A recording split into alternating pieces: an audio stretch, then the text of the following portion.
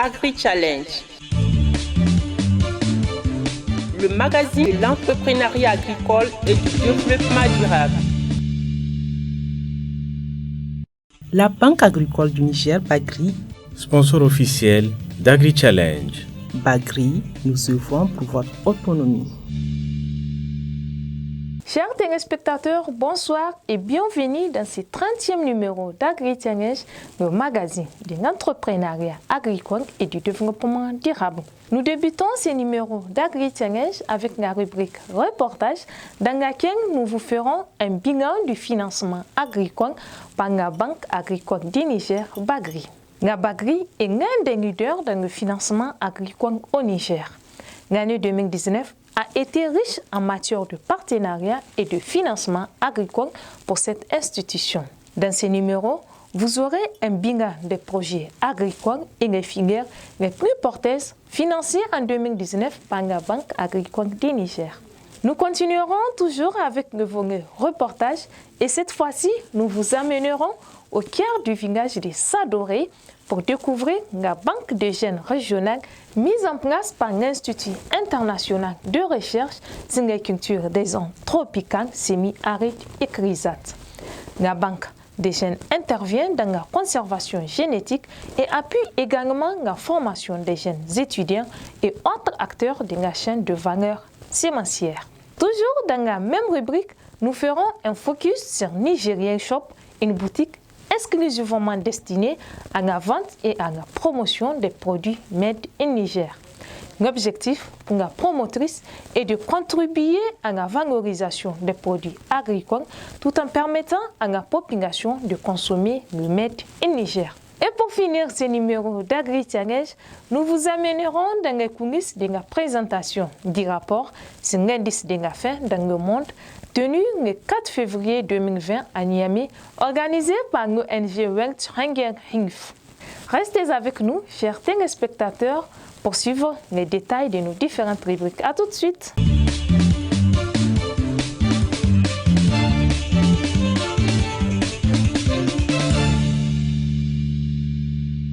Créée en février 2011, la Banque agricole du Niger, Bagri, est devenue aujourd'hui l'un des leaders de financement agricole au Niger. Pour la Banque agricole du Niger, l'année 2019 a été riche en matière de financement agricole, surtout avec le fonds à coût partagé. Beaucoup de producteurs ont pu bénéficier de ce financement. L'année 2019 a été assez fructueuse en termes de volume d'activité, en termes de nombre de personnes touchées, en tout cas au niveau du secteur agricole. Donc en ce sens que nous avions pu élargir notre horizon d'activité de 5 régions pour passer à 6 voire 7 régions au niveau du Niger dans le cadre du financement du secteur. Au cours de l'année 2019, nous avions pu prendre en charge les besoins de 2643 producteurs, dont 2400 producteurs dans le modèle de financement que nous prenons, qui est celui du financement à coût partagé. En 2019, nous avions pu avoir un volume global d'activité de 5 milliards 722 millions en globalité, dont 2 milliards 600 dans le domaine du coût partagé. À savoir que nous appuyons aussi effectivement d'autres structures qui sont dans le domaine du financement, surtout le maillon de la transformation, de la commercialisation et celui de la conservation aussi. Donc cela nous permet d'accompagner au fait les différents maillons des chaînes de valeur agricoles que nous accompagnons. L'année 2019 a été également riche en matière de partenariat sur le financement agricole pour la Bagri. Pour ce qui est du partenariat au niveau de la Banque agricole, nous avions connu aussi une évolution qui se justifie effectivement par les résultats de nos activités sur le terrain, qui plus est à amener beaucoup plus de partenaires à s'orienter vers nous dans le cadre de ce financement. Donc à cet effet, en 2019, nous avions vu l'arrivée de nouvelles conventions avec notre partenaire traditionnel qui est la coopération luxembourgeoise, qui nous a permis d'aller vers les régions telles que Agadez, telles que Zender, à travers la fixation à travers la mise en place au fait de jeunes producteurs ou plutôt de jeunes transformateurs, de jeunes qui sont ancrés dans le métier de l'agriculture à leur installation après les formations qui leur sont fournies par le FAFPA. En 2019, la Bagri a mis en œuvre des stratégies de financement du secteur agricole. Ces stratégies ont permis à la Bagri de former des jeunes dans le domaine agricole, et cela dans les différentes régions du Niger. La rétrospective au cours de l'année 2019 de la Bagri est marquée beaucoup plus par le développement de volume d'activité à travers le financement et aussi par rapport à l'implémentation des stratégies et procédures que nous avions développées pour pouvoir mieux approcher, financer le secteur. Et en ce sens que ces différentes stratégies ont été assez concluantes, qu'à la date d'aujourd'hui, en tout cas, nous sommes à mesure de dire que nous pouvions assurer la réplicabilité de cette approche au niveau de toutes les régions du Niger à travers le dispositif, en tout cas, développé. En ce sens, je m'en vais vous donner un exemple, celui de la région de Dosso, où nous avions pu installer effectivement plus de 1500 jeunes formés effectivement dans le domaine de la petite irrigation qui disposent de certificats de ces formations-là et qui sont à même de gérer, de développer et de mettre en valeur en tout cas des exploitations agricoles. Et cette approche nous vaut un accompagnement annuel de 2 milliards par région pour pouvoir installer les 1500 jeunes. Et c'est vous dire aujourd'hui qu'au niveau de la Bagri, nous sommes en mesure effectivement de répliquer cette approche chaque année. Les filières porteuses les plus financées en 2019 par la Bagri sont la culture de l'oignon et de la pomme de terre dans le domaine de l'irrigation, ajoutée à la culture du mil et de l'arachide dans le domaine des céréaliers. Nous avions des niches telles que la pisciculture qui nous donne satisfaction, l'aviculture aussi, qui sont des niches en tout cas sur lesquelles nous accordons beaucoup d'attention et qui nous donnent satisfaction à la date d'aujourd'hui.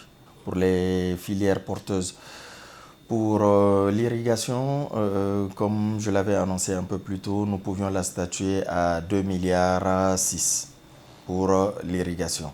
Pour la production et la commercialisation céréalière, nous allons aussi dans les 1,5 milliard et le restant des 5 milliards 722 000 ont été orientés vers la production animale. Dans ces perspectives, la Bagri envisage d'utiliser les nouvelles technologies pour faciliter la vie aux producteurs agricoles. Elle tiendra également compte de l'approche agriculture intelligente face au climat dans le financement du secteur agricole.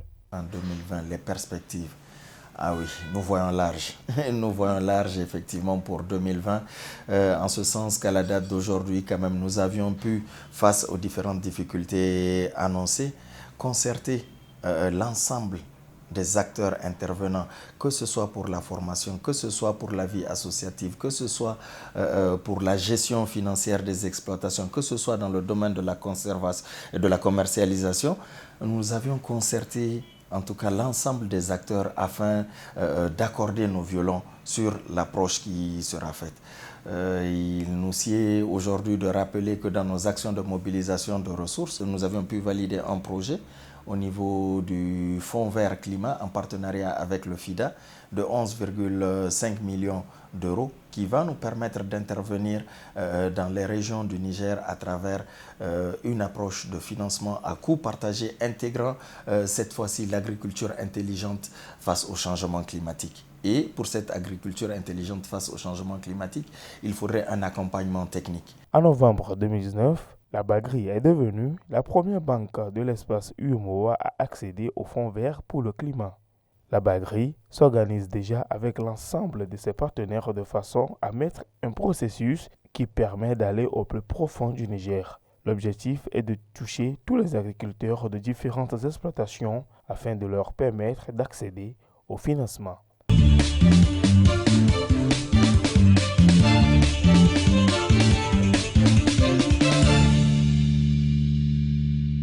Implanté au cœur de Sadoré, village situé à une quarantaine de kilomètres de Niamey, la Banque régionale de Gênes de l'Institut international de recherche sur les cultures des zones tropicales semi-arides, ICRISAT, est créée en 1991. Elle a pour objectif de sauvegarder la biodiversité qui existe dans la région ouest africaine. Pendant 28 ans, la Banque a servi les systèmes nationaux de recherche agricole en Afrique de l'Ouest et du Centre en facilitant l'accès à la diversité des germoplasmes et la conservation de leurs collections sous forme de duplicata. On conserve la biodiversité qui existe dans la sous-région, mais aussi des autres pays qui nous ont envoyé des accessions. Elle a aussi un autre objectif, disons, la Banque de Gênes globale est au siège de l'Inde. Donc, pour pouvoir servir les partenaires de l'Afrique, donc une partie du matériel, notamment originaire de l'Afrique de l'Ouest, ont été envoyés pour être conservés dans cette banque de gènes.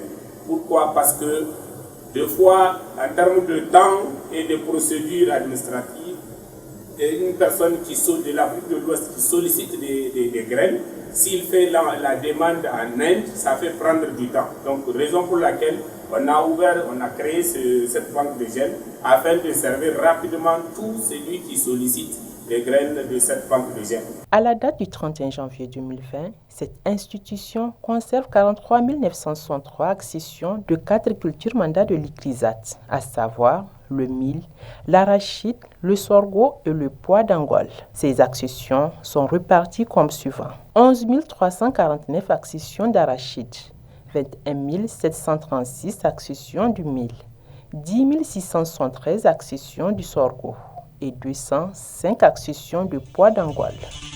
Agri-Challenge. Toutes ces accessions sont stockées dans une chambre froide de conservation ultra sécurisée. La banque de gènes de l'ICRISAT Sadoré Niger a les 3 chambres de conservation qui sont les standards pour toutes les banques de gènes, à savoir la conservation à court terme, la conservation à moyen terme et la conservation à long terme.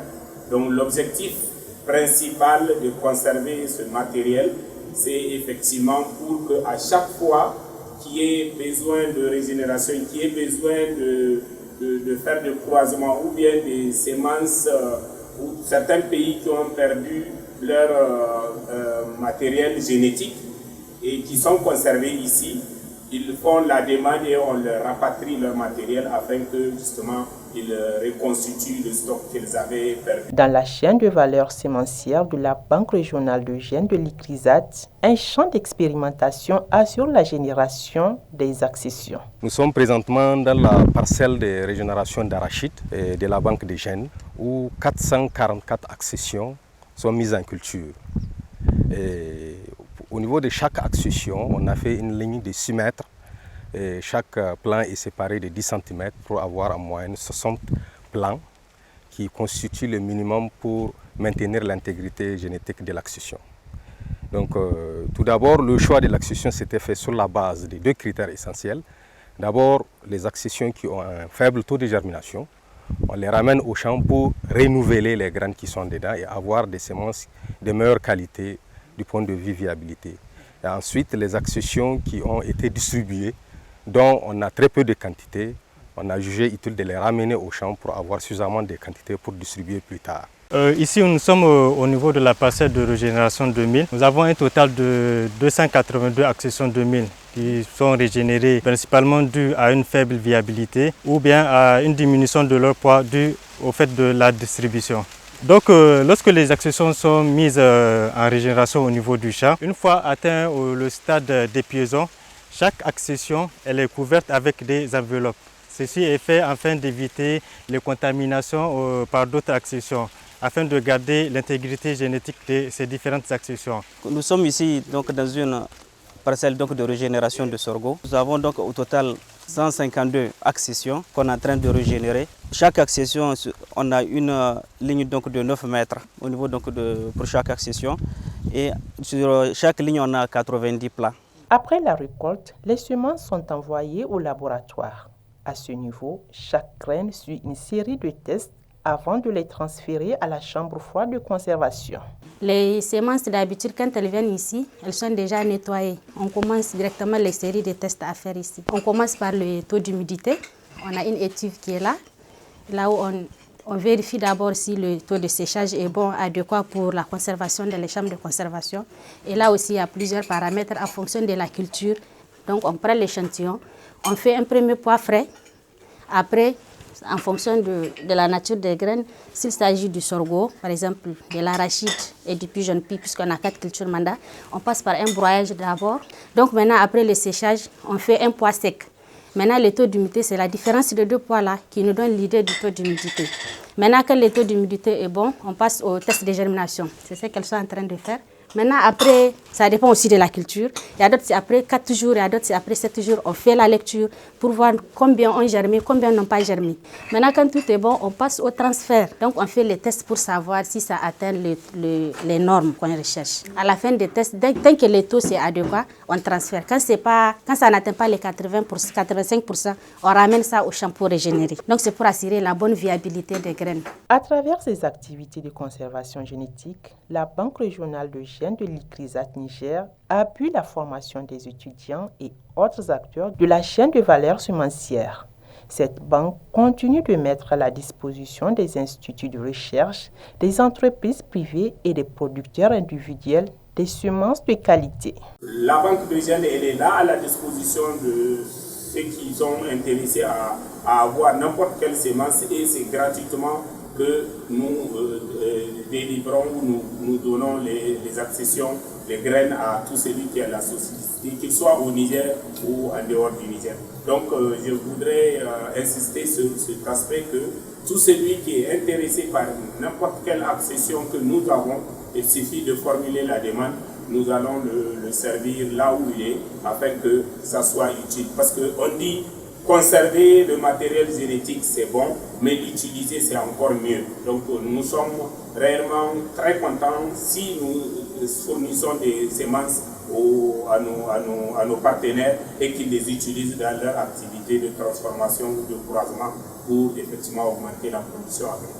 Ainsi, l'utilisation de la diversité phytogénétique est nécessaire à l'approvisionnement adéquat et stable des divers aliments d'origine végétale, mais également à l'amélioration de leur qualité nutritionnelle.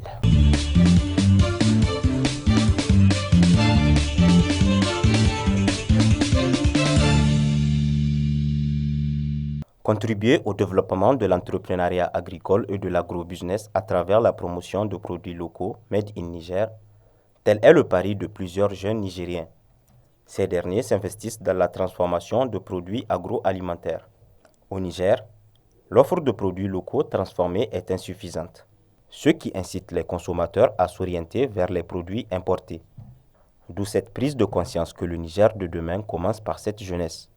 Ils ont compris la nécessité de se lancer dans la transformation de produits locaux en faisant consommer aux Nigériens les produits issus de leur terroir. Le secteur de la transformation joue un rôle prépondérant dans la sécurité alimentaire. Conscient de son importance, le groupe Nigeriel a ouvert une boutique, Nigeriel Shop, exclusivement destinée à la vente et à la promotion de produits made in Niger. Nigeriel Shop, c'est en fait une boutique de vente de produits locaux transformés par des jeunes femmes entrepreneurs, la majorité celles que nous accompagnons. Donc l'objectif visé en fait, c'est de faire la promotion de ces produits locaux-là, montrer à la population nigérienne qu'il y a des produits qui sont fabriqués, qui sont made in Niger et qui doivent être consommés par la population nigérienne. Et la création en fait de Nigeriel Shop, c'est en réalité la concrétisation de toutes les actions qu'on a eu à mener depuis la création de Nigeriel en 2007, notamment l'organisation du Salon national de l'entrepreneuriat féminin, qui regroupe des centaines de femmes entrepreneurs qui viennent exposer leurs produits. Donc après ces salons, on a remarqué que ces femmes n'arrivent pas à bien écouler leurs produits. Donc l'idée, c'est de créer un cadre où on va valoriser ces produits et dire à la population nigérienne que désormais vous avez un endroit qui est dédié à ces produits où vous pouvez venir acheter ces produits et les consommer. La valorisation des produits agricoles permet à la population de consommer le made in Niger, mais aussi d'exporter certains produits dans la sous-région, voire à l'international. La consommation des produits made in Niger est un peu timide. Parce que les gens se disent que certainement que les produits qui sont fabriqués au Niger, il y a peut-être des défauts ou bien ça peut ne pas paraître bon. Mais la surprise, la belle surprise, c'est que les gens qui le consomment reviennent et en demandent. Donc ça veut dire que les produits sont transformés par les Nigériens en général, sont de bonne qualité. Et les gens qui le consomment aussi en témoignent. Donc c'est quelque chose qui commence à venir. Nous, notre but, c'est vraiment de faire un grand tapage, une grande promotion de la consommation des produits locaux. Ça commence à venir parce qu'on a de plus en plus de clients. Et grâce à la force de communication, non seulement sur les réseaux sociaux, mais aussi grâce aux médias, c'est quelque chose qui est en train d'arriver. Et je pense que c'est vraiment quelque chose qui a de l'avenir. Donc j'incite vraiment tout le monde, que ce soit les entrepreneurs ou bien la population qui les consomme, de vraiment mettre tout en œuvre pour que la consommation des produits locaux soit vraiment effective et que les produits locaux nigériens soient présents partout au Niger et aussi dans la sous-région. La créativité et l'innovation sont au cœur de l'entrepreneuriat féminin au Niger. Depuis un certain temps, les femmes ont compris la nécessité pour elles d'entreprendre afin de créer de la richesse et contribuer au développement économique du pays. Grisat, c'est une entreprise de transformation agroalimentaire spécialisée dans la production de tisane à base de moringa et kékéliba. Nous devons faire valoriser nos produits locaux et nous devons les consommer parce que en les consommant, nous sommes sûrs de ce que nous sommes en train de consommer. Et c'est nous-mêmes qui le faisons, donc ce sont nos réalités, ce sont nos produits. Nomad, c'est une entreprise de transformation agroalimentaire. Nous sommes notamment dans la production des jus et yaourts et de la farine enfantine, de la tomate concentrée, des thés et épices. C'est notre dernière innovation comme ça. C'est du sel assaisonné avec du céleri, de l'ail et du poivre. C'est notre dernière innovation comme ça pour aider les gens à ne pas manger les arômes chimiques. Unita est une entreprise spécialisée dans la transformation des céréales telles que le mil, le sorgho, le riz, le maïs, en produits tels que le couscous de sorgho, le couscous de riz, le légume de sorgho, le bélier de riz, le lactose de sorgho, le lactose de riz et aussi les jus instantanés à base de gingembre, bissap et le singe. Le secteur de la transformation locale offre un potentiel important, jouant du coup un rôle dans la gestion de la sécurité alimentaire. On a un grand défi ici qui est l'industrialisation. Donc les femmes font la transformation de manière vraiment artisanale. Donc du coup, elles n'arrivent pas à produire en quantité parce que des fois même on est en rupture. Déjà, on se retrouve parfois en rupture de certains produits, notamment les friandises, où on est obligé de dire à la femme il faut fabriquer et elle prend 2 jours pour nous amener une toute petite quantité. Donc il y a déjà ce défi-là. La force par laquelle on est en train de faire la communication de ces produits locaux ne correspond pas à la force, à la capacité de production des femmes. Donc c'est vraiment quelque chose qu'il faut rapidement résoudre, au moins se mettre à la disposition de ces femmes transformatrices des machines qui leur permettraient de produire en grande quantité. De la production à la transformation en passant par la valorisation des produits agroalimentaires, les femmes s'y mettent. Ces promotrices peuvent créer davantage de l'emploi et de la richesse si elles sont soutenues, surtout en décidant de consommer leurs produits, le Made in Niger. La transformation des produits locaux facilite une bonne utilisation et rend plus accessibles nos produits sur les marchés. Agri-Challenge. Mardi 4 février 2020, s'est tenue à Niamey la cérémonie de présentation du rapport sur l'indice de la faim dans le monde, Global Hunger Index, GIH. Organisée par l'ONG W2H, Welthungerhilfe, cette cérémonie a enregistré la présence de plusieurs personnalités dont, entre autres, des membres du gouvernement nigérien, des cadres centraux, des institutions nationales et internationales, des ONG, etc. L'objectif est de présenter le rapport sur l'indice de la faim. Le Niger est classé au 101e rang des 117 pays étudiés par l'indice global de la faim en 2019 avec un score de 32,2 qui le place dans la catégorie sérieuse.